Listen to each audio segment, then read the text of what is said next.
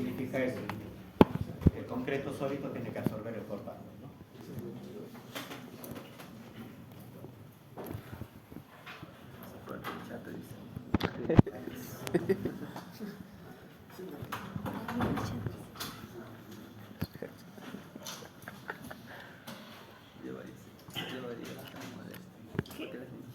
Otro tema adicional, ¿no?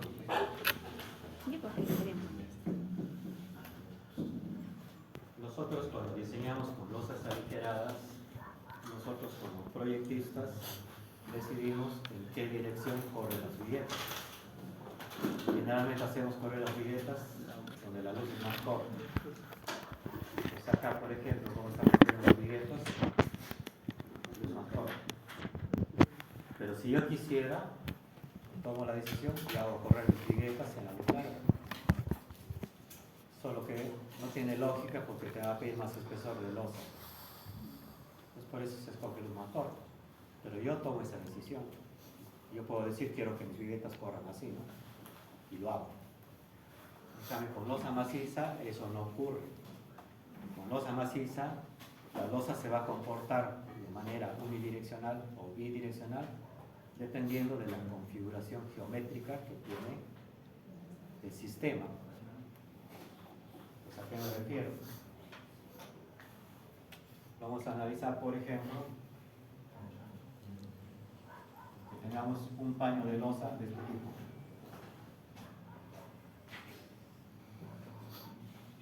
Acá están las vigas en las que se va a apoyar.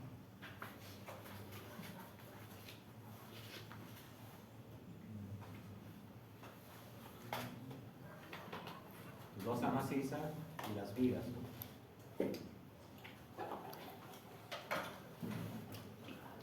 Si tú le sacas el área tributaria para ver cuánto va a cargar cada viga, acá trabajas con 45 grados.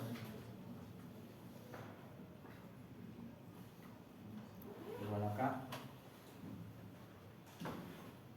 Vas a tener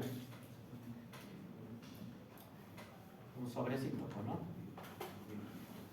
Esto de acá y esto de acá, ¿en qué viga va a estar cargándose? En esas dos. Y esto de acá se va a cargar en esta viga y esto de acá se va a cargar en esta viga. Entonces al final, en esta losa, que es bastante larga, ¿qué vigas están sosteniendo prácticamente la losa?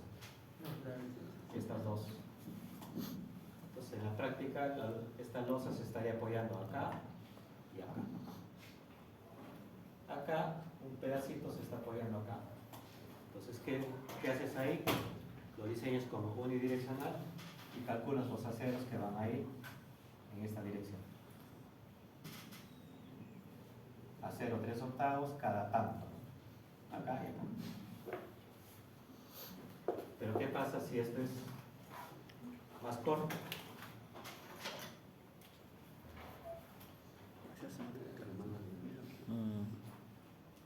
Casi cuadrado o cuadrado, por decir.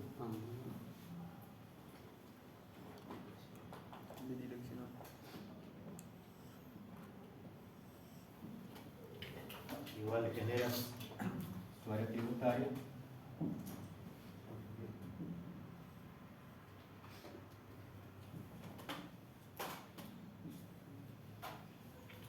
Y acá te das cuenta que la losa prácticamente se está apoyando en las 4 vigas. Entonces en este caso la losa se va a comportar de manera bidireccional, porque esta losa busca apoyarse en las 4 vigas. Entonces ahí vas a tener que calcular acero en 2 direcciones, en esta dirección y en esta otra.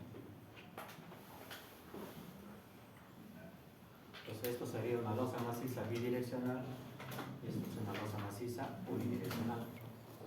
Y depende de la geometría. Esto en estricto se está apoyando en las 4 vigas, solo que en esta y en esta lo que se apoya es una fracción pequeña del total. Entonces, para efectos prácticos, ¿qué cosa haces? Esto de acá no lo tomas en cuenta y dices que se está apoyando acá ¿qué te va a decir si el comportamiento es uni o bidireccional? Se calcula en función a la luz libre. Entonces calculas la luz libre de tu paño de losa, ¿no? A la luz larga se le suele llamar con el subíndice B y a la luz corta con A. Si se cumple que la luz larga entre la luz corta es mayor o igual a 2, el comportamiento es unidireccional. Y si esto no se cumple, el comportamiento es bidireccional. Pues con ese criterio se establece cómo lo vas a diseñar. ¿Lo diseño uni o lo diseño bidireccional? Depende de la geometría. Entonces acá no es como un aligerado que yo decido por dónde corren mis viguetas, no. Acá depende de la geometría. ¿Okay? Entonces esto es lo que está acá, ¿no? Entonces tus losas macizas las puedes tener apoyadas en vigas, como es la que estamos viendo acá. También hay casos de losas macizas apoyadas directamente en columnas. Esto de acá no se recomienda en zona sísmica, porque acá la columna le hace punzonamiento, punzona la losa y perfora y la losa se amontona. Entonces, ¿cómo suelen mejorar esto? Poniéndole abajo, para que tenga mayor superficie de apoyo. Pero igual, en una zona sísmica tipo zona 4, Lima, igual con esto también se punzona. Entonces, ¿cuál es la recomendación? Usar vigas. Que tus losas macizas estén apoyados en vigas. ¿Okay? Entonces, nosotros vamos a aprender a calcular la metodología esta con apoyo en vigas. La metodología esta es distinta, ¿no? Cuando se apoya directamente en columnas, es otra metodología de diseño. Entonces, en nuestro caso vamos a aplicar la más conservadora, digamos, ¿no? Por ser zona sísmica mayormente en nuestro país. Entonces, de esa manera establecerás cómo lo voy a diseñar, unidireccional o bidireccional, haciendo este chequeo, ¿no? Con ese chequeo.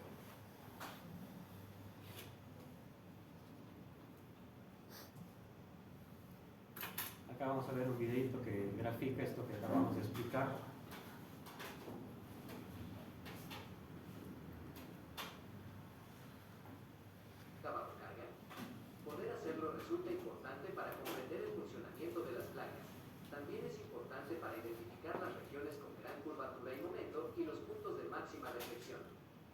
Utilizaremos un modelo para ayudar a los estudiantes a entender mejor la deflexión de las placas. Pues en casa pueden fabricar sus modelitos y probar. Sencillos, como se indica en estas líneas discontinuas. La cuadrícula blanca permite ver fácilmente la forma que adoptará la placa. He intentado imaginar qué forma adoptará una. Exploremos una placa cuadrada con apoyos sencillos, como se indica en estas líneas discontinuas. La cuadrícula blanca permite ver fácilmente la forma que adoptará la placa al cargarla. Como se puede observar, la curvatura es positiva como una sonrisa. ¿Cómo se deforma? La losa está simplemente apoyada en las 4 vigas, digamos. ¿Habrá momento negativo acá en la losa? Línea roja.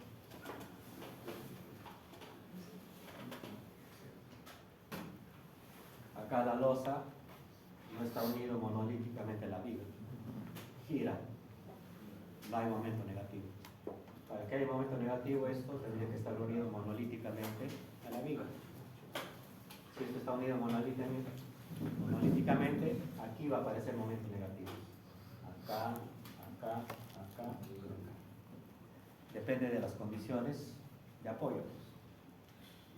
Generalmente, pues en concreto armado, las uniones son monolíticas, ¿no?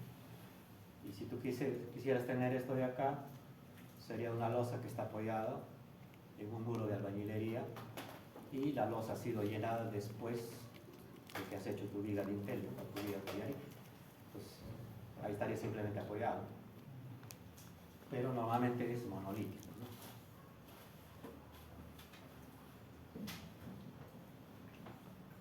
En todas partes y en ambas direcciones. También se puede ver que la máxima deflexión se produce en el centro de la placa. Si ahora fijamos uno de los Observe, bordes, ahí le está generando el momento negativo, ¿ves? descubriremos un Al momento aplastar lo está uniendo monolíticamente. a lo largo El del celeste Lo vendría a mismo ser ocurriría si la uno de curvatura los que te da el momento negativo. se cambiase de un apoyo simple a un apoyo fijo. Ahí está. Una placa simplemente apoyada que abarca dos manos. En el centro y presenta hay una viga, ¿no? positivas y De negativas. todas maneras va a haber momento Si negativo ahí. el soporte central, obtenemos una placa rectangular y adopta esta forma bajo carga. Obsérvese que la curvatura Eso de ahí a lo largo de la sería el zona de la equivalente a placa esto. se mantiene casi constante hasta que nos acercamos a Pues, ¿dónde se está apoyando esta losa? Acá y acá. ¿Cómo lo vas a diseñar? Unidireccional. La larga es casi nula, excepto cerca de los extremos. Si quitamos uno de los soportes de los extremos, la placa se deforma así, y si quitamos el otro soporte de los extremos, se produce este resultado. Observemos que la flexión se produce en una sola dirección.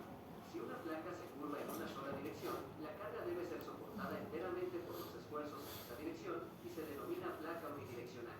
Si los apoyos hacen que una placa se curve en ambas direcciones, tenemos una losa bidireccional. El transporte de la carga se reparte entonces por los esfuerzos en las dos direcciones y la deflexión se reduce. Los pisos en los edificios suelen estar apoyados en columnas. En este caso ya losa sobre Se columna. puede ver que el patrón de deflexión es bastante diferente al de una placa apoyada en sus bordes. Y aquí tenemos una placa apoyada en columnas que abarca dos manos. Supongamos que tenemos un piso con un voladizo. ¿Cómo crees que se deformaría? Esto es lo que nos muestra el modelo. Solo por diversión, aquí tenemos otro diseño que podemos construir para el mismo nivel. ¿Sabes por qué la placa adopta la forma que tiene? Entender la curvatura de la placa es especialmente importante en el diseño de losas de hormigón. La razón es que el hormigón, como los bloques de este modelo, no puede soportar la tensión. Como consecuencia, el refuerzo de acero se debe incorporar en cualquier lugar en el que pueda surgir tracción. Y eso incluye las zonas de tensión de cualquier región en la que se produzca una flexión. Por eso, es importante conocer la dirección y el grado de flexión en cada punto de una placa. Con el uso de balanzas se puede investigar cómo se transfiere la carga a los pilares y vigas de soporte. También pueden ayudarle a comprender las zonas tributarias. Entonces, si tú entiendes cómo se deforma tu estructura, indirectamente ya te das cuenta qué momentos va a tener, positivos o negativos. La deformación está asociada. Acuérdense que la deformación es consecuencia de qué? De la aplicación de cargas. Y un efecto de la aplicación de cargas es los momentos fletores. Entonces, por eso siempre es importante entender las estructuras, cómo se comportan. Si quieres diseñar una estructura, tienes que empezar entendiendo cómo funciona la estructura, ¿no? Cómo se comporta. Esto de acá es una recomendación para el caso de las vigas extremas, ¿no? Este de acá, como es bastante larga, su comportamiento, lo más seguro es que va a ser unidireccional. Entonces, ¿dónde se va a apoyar esa losa maciza? Acá y acá. ¿Y qué va a pasar? Como esta unión es monolítica, la losa, ¿qué cosa le va a hacer a esta viga? Va a tratar de Girar. generarle torsión. Aparte de la flexión, le va a generar torsión. Entonces, para reducir ese efecto de torsión, ¿cuál es la recomendación? Que la inercia de la viga tiene que ser mayor o igual a 0.8 la inercia de la losa. La inercia de la viga ya la sabemos calcular, ¿no? PH al cubo entre 12. ¿Cómo calculas la inercia de la losa? De toda la longitud de extremo a extremo, coges la mitad. 0.5 de Ln, la mitad. Eso, por el espesor al cubo entre 12, con eso calculaste la inercia de la Es la longitud de la parte más de extremo a extremo, de acá a acá. No luz libre, ¿eh? Es luz completa, ¿no? Entonces vas a tener Ln entre 2, ¿no? De acá hasta la mitad, ¿no? Si esto no se cumple, lo que tendrías que hacer es mejorar tu viga. Incrementas ancho, incrementas peralte para que se cumpla esto. Y con eso, ¿qué cosa estás evitando? Que esta viga sufra demasiado el efecto torsional. Ahora, si hubiera un paño más acá y una viga más acá, esta viga ya dejaría de ser una viga de borde, sería una viga central. Entonces, en esta no voy a tener problema de torsión, porque este paño trata de torcerlo así, ¿no? Pero este paño, ¿cómo trata de torcerlo? En sentido, entonces se compensa. El problema son con las vigas extremas, ¿no? La del extremo y la del este otro extremo.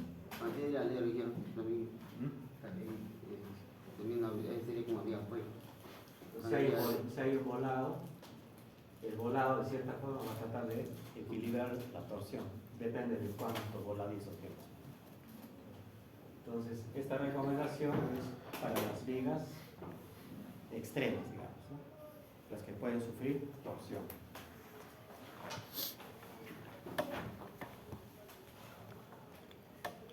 Bueno, acá es lo que, cómo hay que encontrar el espesor de la losa, ¿no? Es lo que nos dice nuestra norma de predimensionamiento.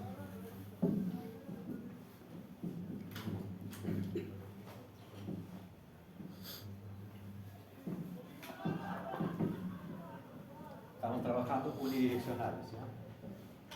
Entonces vamos a suponer que tienes acá tu losa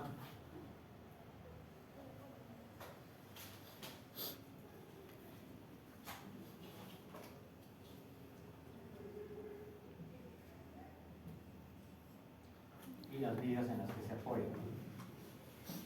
La viga es monolítica con la losa.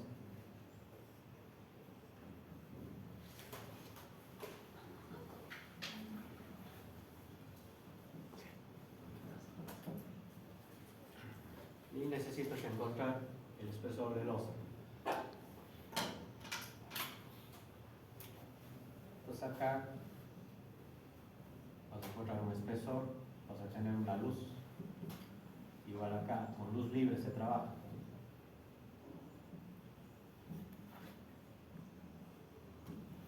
¿Qué nos dice la norma?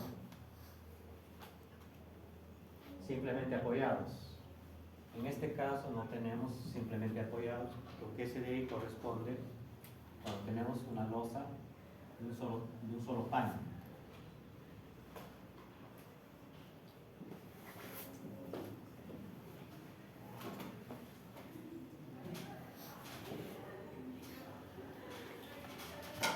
Pues el primer caso, acá tienes la luz. Entonces, el espesor de tu losa, ¿cómo lo vas a calcular? La luz entre 20.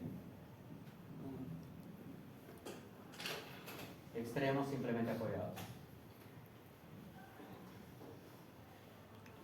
Acá, el que te dice, ¿qué te dice? Con un extremo continuo. Analizas este paño. ¿Hay continuidad a la izquierda? No hay. A la derecha, entonces este tiene un extremo continuo. Entonces el espesor de la losa acá, ¿cómo sería? Luz entre 24. El siguiente te dice ambos extremos continuos. Si analizas este, hay continuidad a la izquierda, hay continuidad a la derecha.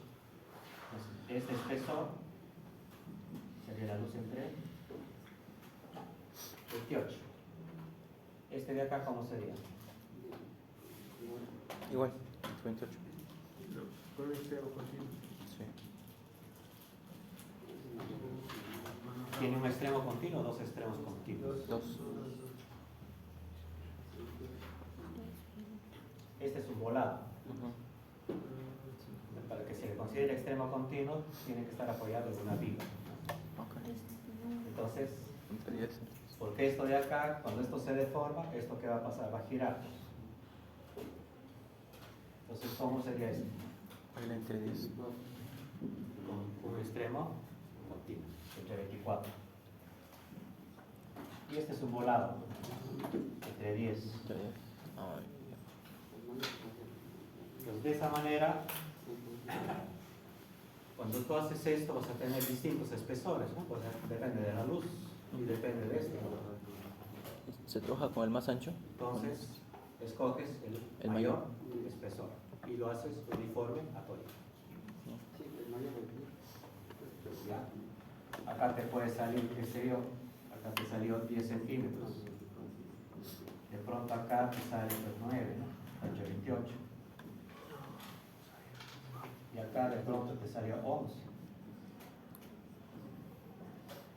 Y acá te sale 8 centímetros.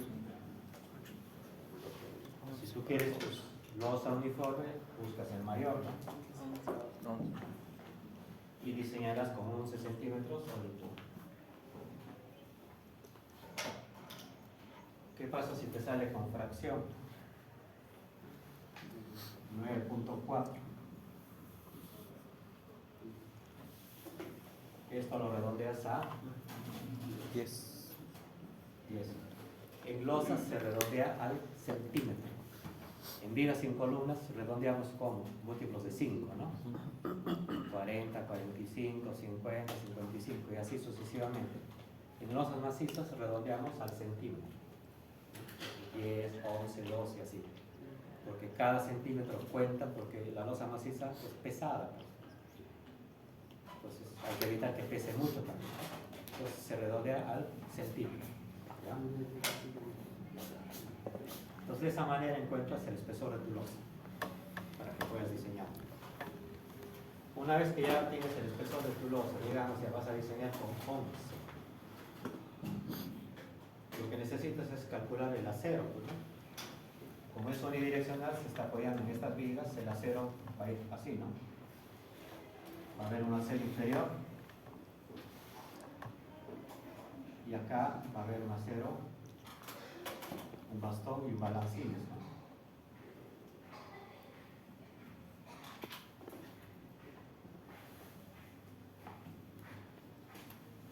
Tienes que calcular, pues, este acero, ¿no? Digamos, 3 octavos cada 15. El de arriba igualito, ¿no? 3 octavos cada tanto, y así.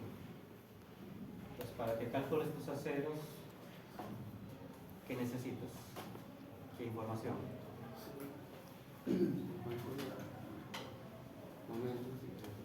Los momentos, ¿no es cierto? Necesitas tu diagrama de momento flector. Esta losa va a tener una carga, ¿no?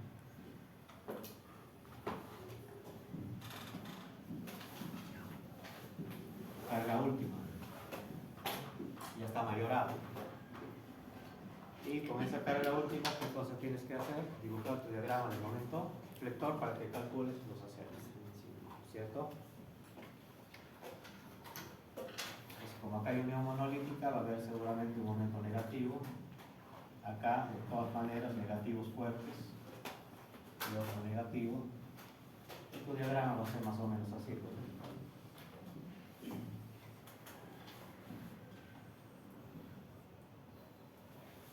Momentos positivos y negativos, y así.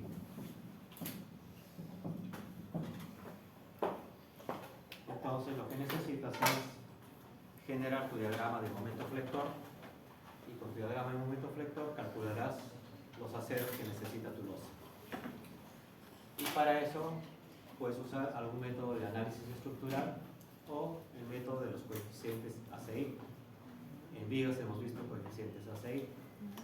Entonces resulta práctico en losas usar coeficientes ACI, pero no siempre podamos usar coeficientes ACI. Ya saben que tiene sus condiciones.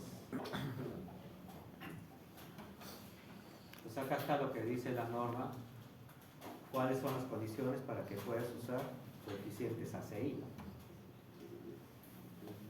Que haya 2 o más tramos, que la diferencia de luces contigos no supere el 20%, etc., ¿no? Entonces, eso traducido en gráfico es esto, ¿no?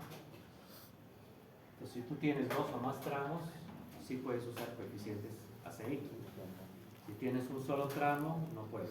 Tendrías que hacer análisis estructural. Otra condición, que la diferencia de luces contiguas no supere el 20%, esta con esta. Entonces, ¿qué haces? La menor lo multiplicas por 1.2 y chequeas con esta. Si no supera, sí puedes usar, ¿no? 3.5 por 1.2 está dando 4.2 exacto, ¿no? Como no lo supera, sí puedes. Y este contra este, con mayor razón. 3.5 por 1.2 sale 4.20. ¿Y cuánto tienes? 4. Pues tienes que chequear que la diferencia entre luces contiguas, esa diferencia no supere el 20%. Acá no podría. Esto por 1.2, 1.20 contra 5, no puedes. Pues acá tendrás que hacer análisis estructural.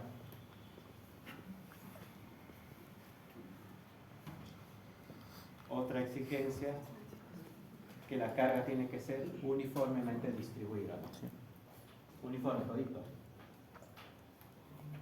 Si hay carga puntual, ya no puedes. Ahora, si este tramo, digamos, acá tienes 5 toneladas metros, y en este de acá tienes 4 toneladas metros, tampoco. Tiene que ser 5, uniforme, todito. Si tienes un voladizo, tampoco. ¿Ya? Entonces, para usar ACI, tienes que chequear primero, cumple o no cumple con sus condiciones, ¿no? Otra condición, el ACI te dice que la carga viva no debe exceder 2 veces la carga muerta. ¿Correcto? Esto por 2, 900. ¿Cuánto es la carga viva? 200. ¿Excede? No, sí puede. Acá, esto por 2, 400. La viva, 500. ¿Supera? Sí, no puede. Ahora acá un detalle. El aceite dice 2 veces. La norma peruana te dice 3. Ahí hay una diferencia. Volvamos a la norma peruana. Acá está, ¿ven? La carga viva 3 veces. Pero acá, ¿qué te está diciendo? La carga viva en... ¿Y qué cosa es la carga viva en servicio? ¿El servicio es mayorada o sin mayorada?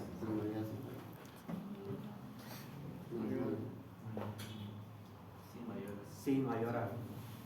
Entonces, ese chequeo se hace con las cargas sin mayorar. O sea, sin multiplicar por 1,4 ni por 1,7. Lo que sale de tu mercado de cargas con esos chequeos. ¿Ya? Ojo con eso, ¿no? Con las cargas en servicio. Pues ahí hay una diferencia con nuestra norma. El aceite dice 2 veces, nuestra norma te dice 3. Entonces, si revisamos el ejemplito, acá, 3 veces esto, ¿cuánto sería? 600. ¿Cuánto está actuando? Con nuestra norma sí se podría hacer. Con el ACI no se puede. ¿Se dan cuenta? Hay una diferencia. Ahora, generalmente la carga muerta es mucho mayor que la viva. ¿En qué casos podríamos tener una carga viva tan fuerte que supera la muerte? Fábricas. Si es un depósito, ¿no? Fábrica, una fábrica. Un almacén. De pronto esto lo convierte en biblioteca y lo llenan de anaqueles y lo cargan con libros. Entonces ahí podría ser que la carga viva supere la muerta. Entonces, pues, generalmente la carga muerta siempre es superior a la viva. ¿No? La otra condición es que tienen que ser vigas o losas continuas. Si acá hay un corte, acá hay una discontinuidad, ya no se puede. Entonces, puedes usar coeficientes ACI siempre y cuando se cumplan las condiciones. ¿Cuál es la ventaja de usar coeficientes ACI? Que no necesitas hacer análisis estructural. Escoges unos coeficientes y con esos de frente sacas tus momentos. Te ahorras un montón de tiempo. Acá están los coeficientes que se usan.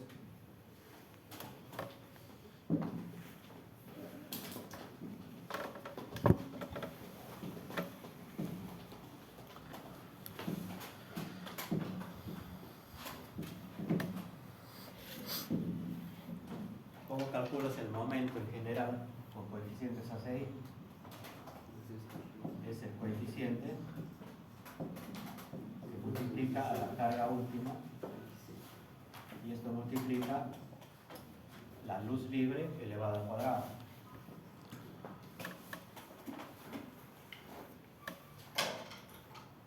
El tema está en saber escoger correctamente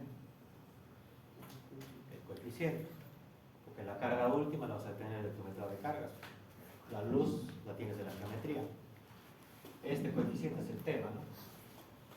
Tienes para escoger 1 sobre 11, 1 sobre 14, 1 16 y así. Si son 2 tramos, si son 3 tramos. Entonces, como ahí está en chino, en cristiano, gráficamente. Entonces, si tienes 2 tramos, acá va a haber momento negativo. Tienes para escoger 1.24 o 1.16. 1.24 si el apoyo es viga. Esta es tu losa y se está apoyando en una viga. Ese sería, ¿no es cierto? Y sería 1.16 si estaría apoyado en columna. Lo que pasa es que los coeficientes A6 se utilizan tanto para vigas como para losas. Pues en el caso de vigas, esto podría ser pues esta viga apoyada en columna, entonces ¿qué cosa usarías? 1.16. Pero ahorita estamos en losas. La losa va a estar apoyada en viga, ¿cuál vas a usar? 1.24. Y eso te da el negativo. Y el positivo tienes para que escojas 1.11, 1.14. ¿De qué depende? El apoyo discontinuo sin restricción, apoyo con giro libre. Y el otro es apoyo discontinuo. Este es el apoyo discontinuo, no hay continuidad. Monolítico con el apoyo. ¿Cuál usarías? Este porque nuestras losas macizas van a estar unidos monolíticamente a la viga. Sería 1 sobre 11 si es que acá habría una junta fría o una separación, estaría simplemente apoyado. Pero como es monolítico, 1.14. Este negativo, 1b. Si son 3 tramos, esto se repite, pero acá cambia. Ya no va a ser un noveno, sino un décimo para el lado izquierdo, en la zona del centro, un onceavo. Y el positivo, 1.16. Y el otro extremo, esto en espejo, ¿no? Se repite. Entonces, el tema es escoger bien los coeficientes. Si son 3, 4 o más tramos, igual, ¿no? Esto se repite. 1.10, 1.11, y esto de acá se repite por cada tramo intermedio, ¿no? 1.11, 1.11, 1.16. Y el del extremo opuesto será igualito a este de acá, ¿no? En espejo. Para tu diagrama de cortantes hay dos valores, el B1 y el B2. B2 es solamente este y este. Todos los demás son B1. ¿Cómo calculas el B1? La carga última por la luz libre entre 2. ¿Y cómo calculas el B2? Este de acá por 1.5. Entonces, este es el mayor cortante. Acá también hay una diferencia con el ACI. El ACI no utiliza 1.5, utiliza 1.15.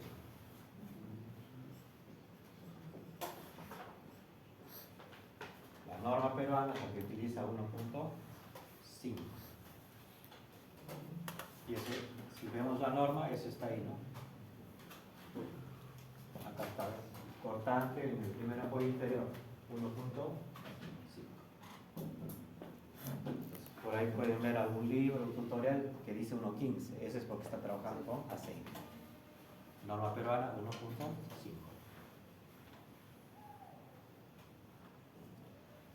Entonces, de esa manera, rápidamente consigues tus diagramas de momento flector y fuerza cortante, a punta de coeficientes. Si no, tienes que hacer tu análisis estructural, ¿no? 3 momentos, de presión pendiente, cualquiera de los métodos. Pero con el ACI sale rápido, es la ventaja. Entonces, siempre que se puede usar ACI, usemos ACI. Ahora, el método ACI también no se olviden que es un método aprox. no es un método exacto. Si quieren un cálculo más exacto, tienen que usar pues un método exacto.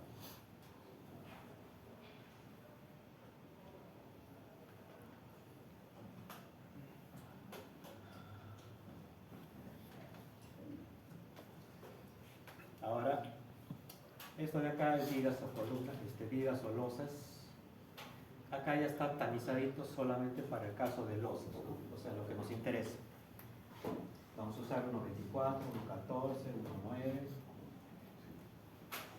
Para 2 tramos es esto. Ahí ya está separado, ¿no? Para el caso de losas usamos esos coeficientes. Entonces ya no vas a estar en el dilema cuál escojo. 1.11, 1.14, ya está puesto lo que tienes que usar. En el caso de 3 tramos, igual, ¿no? 3 o más tramos. 1.24, 1.10. Lo correcto es esto.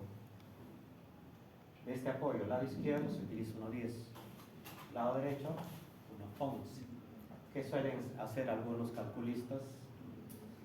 En lugar de usar por separado, usan un solo valor. ¿Cuál de los dos coeficientes te daría mayor momento? 1.10. Entonces suelen usar 1.10. Pero, ¿de qué depende también? Depende de la luz libre. Pues al final tú terminas teniendo 2 momentos, ¿no? Del apoyo del lado izquierdo un momento y del lado derecho otro momento.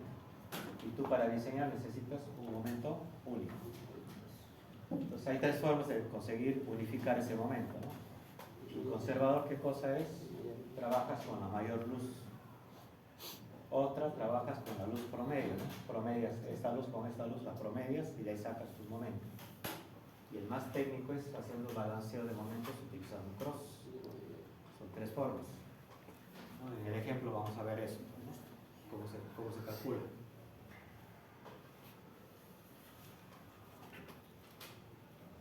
Ya, esto es para calcular. Igual tenemos que calcular un acero mínimo y un acero máximo. En vigas se utiliza el acero mínimo, como ves por acá, que es la cuantía mínima para vigas. Pero para losas macizas te dice que utilices esa cuantía 0,018. Entonces tu acero mínimo será pues 0,018. Ve qué cosa viene a ser el ancho. Se trabaja con una franja de 1 metro. Y E, el espesor de tu losa. Se trabaja con el espesor de la losa, no se trabaja con el peralte efectivo. Ojo. ¿Ya? Mi losa es de 11 con 11. ¿Ya? Y el acero máximo, eso sí se trabaja como en vigas, ¿no? Tu cuantía máxima es el 75% de la balanceada. ¿Cómo calculas la balanceada? Entonces el acero que le vas a poner a tu losa no puede estar por debajo del mínimo y no puede estar por encima del máximo. Tiene que estar dentro de ese rango. ¿Eso de pasar mínimo está en metros? No, en centímetros cuadrados te va a botar, área de acero.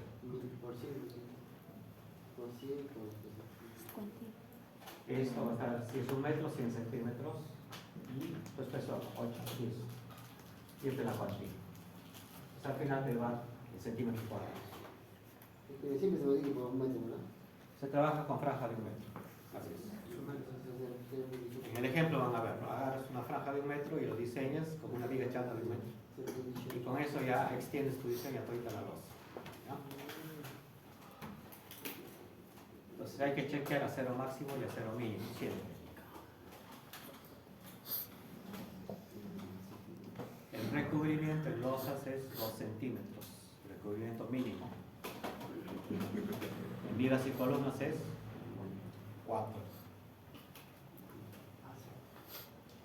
Entonces acá tienes tu losa.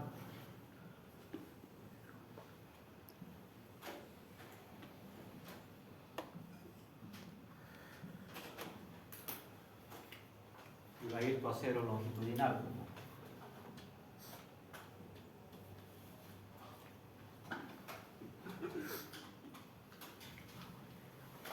Entonces el recubrimiento, ¿a qué se refiere? a la distancia del borde de la viga al borde del acero. Esto tiene que ser 2 mínimo. Y al eje del acero trabajamos con 3. En columnas, ¿con cuánto trabajamos? Con 6. ¿Recubrimiento cuánto es en columnas? 4. Siempre hay confusión, ¿no? Una cosa es recubrimiento y otra cosa es la distancia del borde al eje del acero.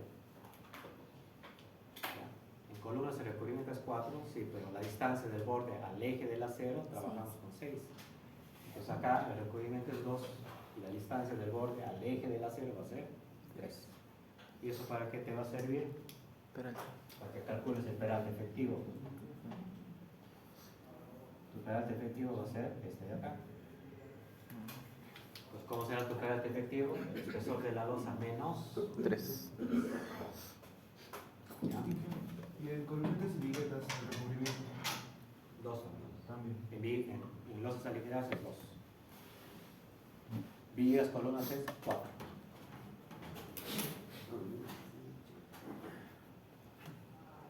Losas, muros, viguetas.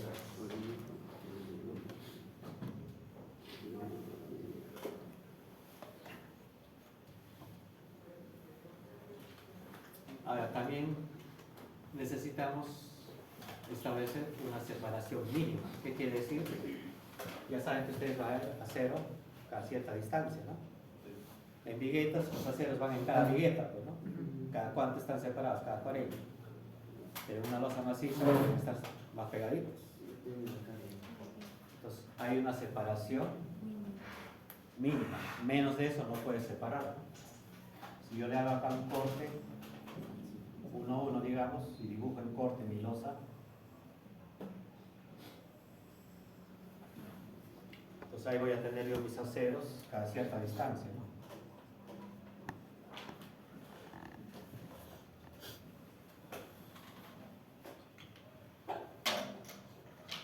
Entonces, entre acero y acero va a haber una separación. Entonces, dentro de mi proceso de cálculo yo voy a encontrar una separación calculada.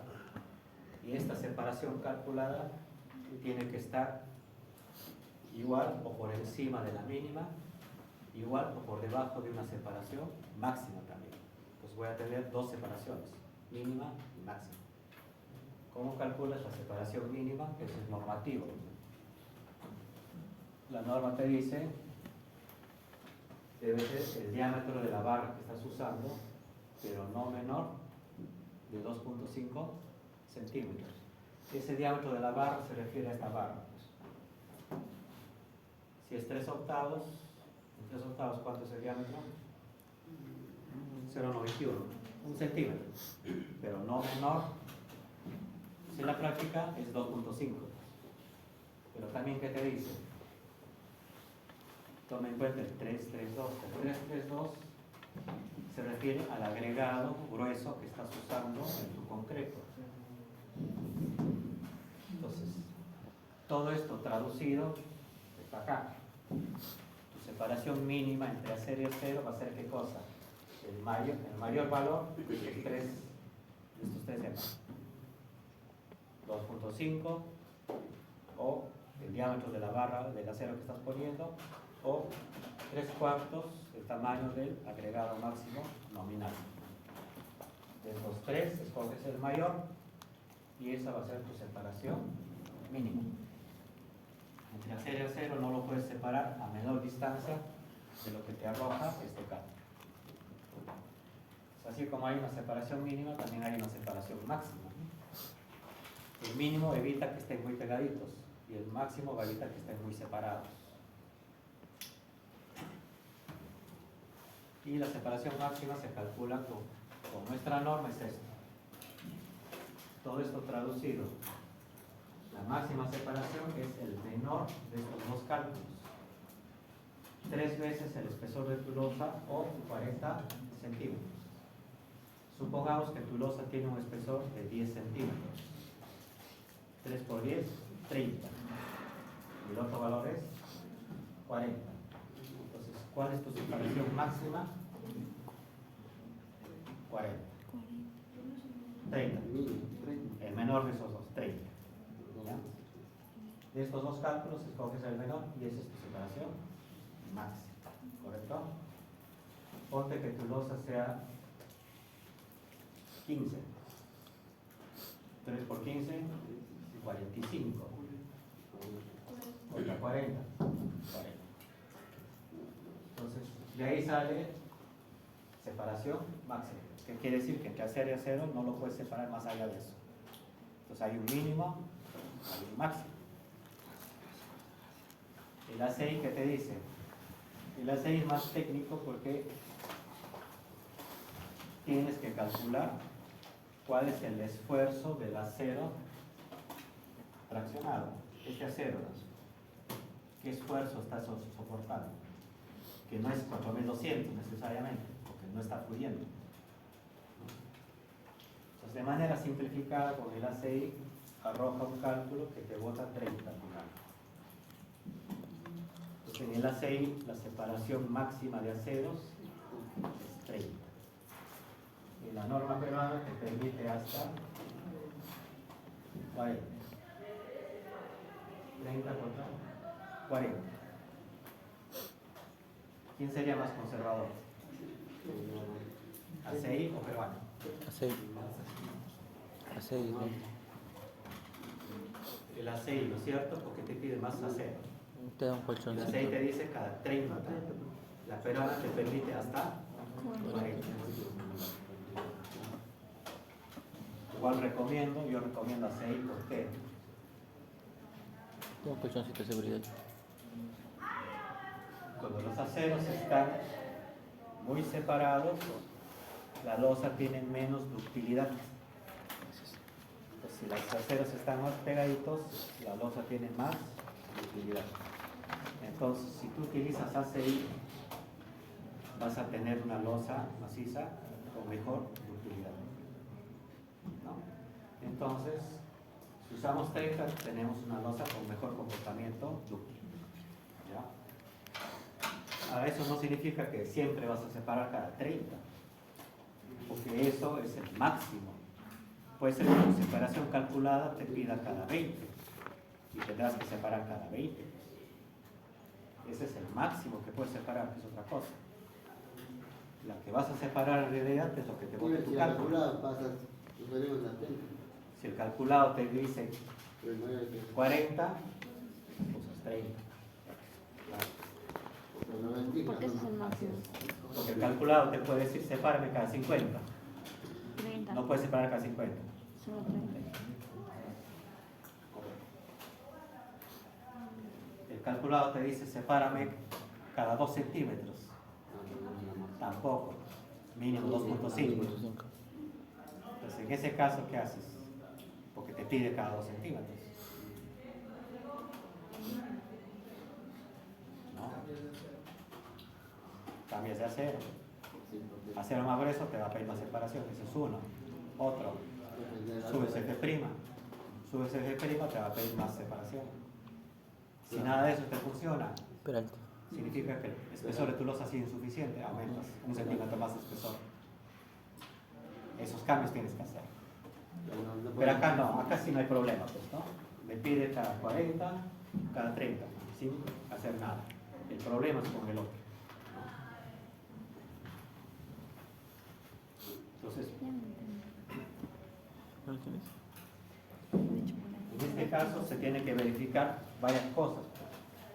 Para empezar, acero máximo y mínimo y separación máxima y mínima. Todo eso hay que verificar.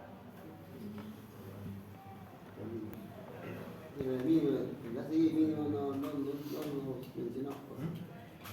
En ACI, el acero mínimo. 2.5. En el aceite también hay mínimo, sino que no lo he puesto porque vamos a usar norma peruana. También necesitamos el acero de temperatura. El acero de temperatura va perpendicular al acero principal. Perpendicular. Porque es para evitar agrietamiento, nada más. El acero de temperatura no trabaja estructuralmente, ¿no? Es para el concreto. Y el acero de temperatura se trabaja con la misma cuantía del acero mínimo, ¿no? Con 0018 calculas tu acero de temperatura. Ahora, este acero de temperatura lo puedes poner en una capa o en doble capa. En el ejemplo vamos a ver esto con detalle, ¿ya? Bueno, acá les he puesto la recomendación que usemos como separación máxima la que me dice el ACI, ¿no? Cada método. Por un tema de darle mejor utilidad a la losa.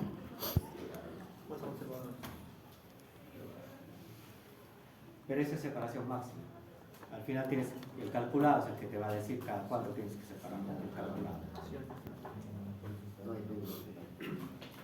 Y con estas fórmulas clásicas de diseño de vigas encuentras tu área de acero. Puedes usar esta. Más fácil. La llave. Ah. Participa el momento, pues. Para eso necesitas tu diagrama de momento flector. Con el momento encontrarás el acero de tu losa maciza. Puedes usar por cuantía. En concreto, bueno, hemos visto hasta 4 formas de encontrar acero. Cualquiera de ellas es con una viga chapa. Al final es con una viga chapa. ¿Y qué más tienes que verificar? Que resista cortar. En este caso, una losa maciza no lleva estribos, pues. Entonces, ¿quién va a tener que absorber el corte? El concreto solito. El concreto solito se va a defender en absorber cortante. ¿Cuánto es el cortante que absorbe el concreto? Cuando es vigas y losas se calcula con esto. En columnas hemos visto que es distinto, ¿se acuerdan? No, eso también hemos hablado. Entonces acá se utiliza el de vigas. La norma te da 2 formas de calcular el cortante que resiste el concreto. El cálculo simplificado, que es el que usamos, y el detallado, que es este otro. Acá en el cálculo detallado, cuando tú calculas con esta, el cortante que resiste el concreto te da un valor numérico mayor a que cuando lo calculas así. ¿Por qué? Esta es tu losa, ¿cierto? Este acero que estás poniendo acá es para que trabaje traccionado. Para eso lo estás poniendo. Pero si tú quieres cizallar esa losa, ese acero también trataría de cizallarse, ¿sí o no? ¿Y te ofrece resistencia al cizallamiento o no te ofrece? Te ofrece, pues. El acero longitudinal no solamente te está ofreciendo resistencia a tracción, también te está ofreciendo resistencia a que no lo cortes. Esa consideración de que este acero también te ofrece resistencia al cizallamiento está considerada en esta forma. Por eso que acá va la cuantía. ¿Qué cuantía? Este acero. Claro, es más complicado de calcularlo, sí, y tiene 2 candados.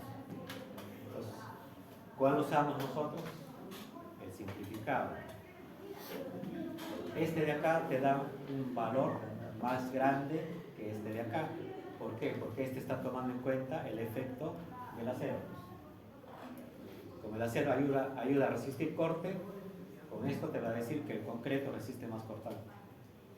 Acá te puede decir que resiste 12 toneladas de corte, y cuando calculas con esto te puede decir que resiste 10. ¿Te das cuenta? Entonces, usar esto es más fácil, y usando esto estás por el lado seguro, pues. Porque tú dices que está resistiendo 10, pero con un colchoncito de seguridad estás guardando lo que resiste el acero a cizallamiento. Entonces, se suele usar esto. Además que acá necesitas el cortante último, un momento último, más detalles. Y tiene 2 candados por ahí.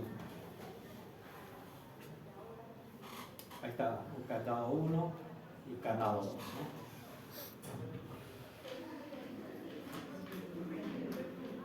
El phi de reducción en corte es 0,85. Entonces, cuando verifiques cortante, vas a tener que usar el phi 0,85. Y cuando calcules tus aceros longitudinales, ¿qué filo vas a usar? Cuando utilices estas formulitas de acá, 0,9. Porque esto es para diseñar por flexión. Este phi, para encontrar mis aceros, es 0,9. Y cuando cheque el cortante, el phi va a ser 0,85. 85. Entonces tengan cuidado, pues, ¿no? ¿Qué cosa estoy trabajando? ¿Flexión o cortante? Cada uno tiene su propio phi.